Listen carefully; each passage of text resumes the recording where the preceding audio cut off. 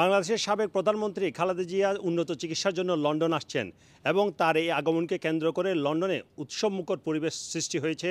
লন্ডনে বিশেষ করে যুক্তরাজ্য বিএনপির নেতাকর্মীদের মধ্যে একটি ঈদের মতো পরিবেশ সৃষ্টি হয়েছে বলে তারা মনে করছেন। আমার সাথে দেখছেন লন্ডনে যুক্তরাজ্য বিএনপির কয়েকজন নেতাকর্মীকে, তাদের কাছ থেকে জানবো আসলে তারা কি মনে করছেন, তাদের অনুভূতি কী কিংবা তাদের পরিকল্পনা কী। আপনি যদি বলেন আসলে বেগম খালেদা জিয়া দীর্ঘদিন পর চিকিৎসার জন্য লন্ডনে আসছেন, আপনারা অনেকদিন দেখেন নাই, আপনাদের কাছে কি মনে হচ্ছে এখন? আমরা আসলে অত্যন্ত আনন্দিত।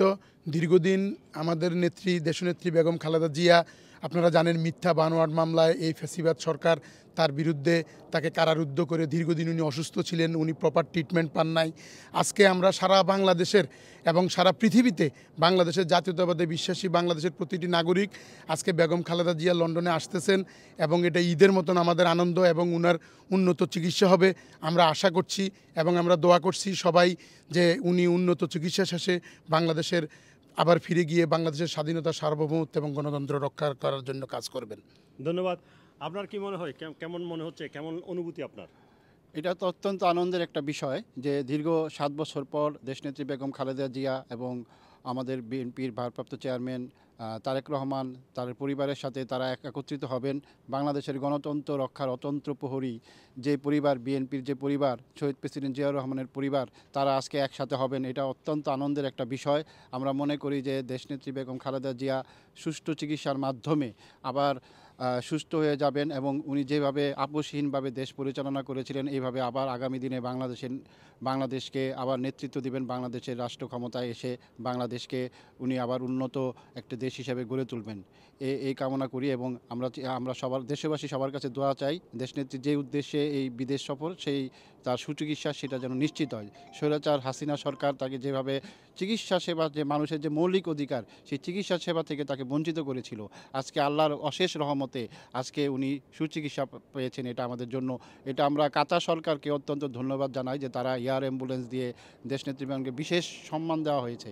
আজকে দেখেন যে তাকে কত সম্মানের সাথে আমাদের দেশনেত্রী বেগম খালেদা জিয়াকে আজকে সম্মানের সাথে তারা কাতার সরকার এই বিদেশে চিকিৎসা সুযোগ করে দিয়েছে। অথচ আরেকটা দেখেন যে মালবাহী গাড়িতে আরেকজন দেশ থেকে পালায় গেছে, মালবাহী বিমানে। তো যাই হোক, এই আল্লাহ যদি কারো সম্মান দেয় এটা আল্লাহর কাছে, যে আল্লাহ যাকে ইচ্ছা ক্ষমতা দেয় তাকে সম্মান দেয়, সেটাই আজকে প্রমাণিত হয়েছে। ধন্যবাদ। আপনার কাছে কি মনে হচ্ছে বেগম খালেদা জিয়ার এদেশে আসা এবং আপনাদের অনুভূতিটা কি একজন বিএনপি কর্মী হিসেবে? বিসমিল্লাহির রহমানির রহিম।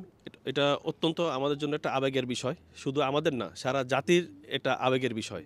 ম্যাডামকে এত কষ্ট দেওয়া হয়েছে, আপনার অন্ধকারে বন্দি করে রাখা হয়েছে, তারপরে ম্যাডাম আজকে উন্মুক্ত হয়ে এবং তাকে যেই মামলায় তাকে সাজা দেওয়া হয়েছিল মিডল ইস্টের একটা ফান্ডিংয়ের ব্যাপারে, সেই মিডল ইস্ট আজকে ম্যাডামকে ভিআইপি সর্বোচ্চ সম্মানের সহিত আমাদের এখানে পৌঁছে দিচ্ছে। এইটা আসলে কাতার সরকারকে আমরা আন্তরিকভাবে ধন্যবাদ জানাই এবং দেশবাসীর কাছে আমরা দোয়া চাই যাতে ম্যাডাম সুস্থ হয়ে আবার দেশে ফিরে গিয়ে আমাদের দেশের গণতন্ত্র পুনরুদ্ধার করতে পারেন।